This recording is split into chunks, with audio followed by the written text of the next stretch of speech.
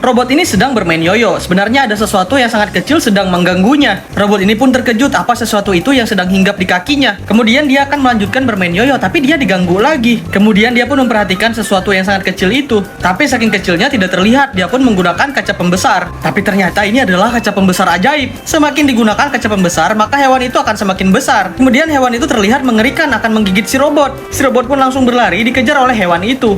Entah apa yang dipikirkan oleh hewan tersebut. Dan tidak tahu juga apa sebenarnya hewan itu. Apakah dia akan memakan robot itu dan tiba-tiba dia kehilangan si robot. Dia tidak tahu kemana perginya robot tersebut. Ternyata robot ini sedang bersembunyi di balik tembok. Hampir saja dia ketahuan. Lalu robot ini pun kembali berbalik badan. Tapi sayangnya kaca pembesar itu mengenai si hewan. Robot ini pun merasa menyesal dan mudah-mudahan hewan itu tidak membesar lagi.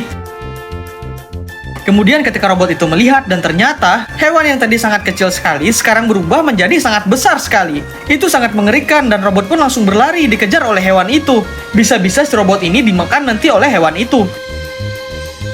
Kemudian si robot mempunyai sebuah ide.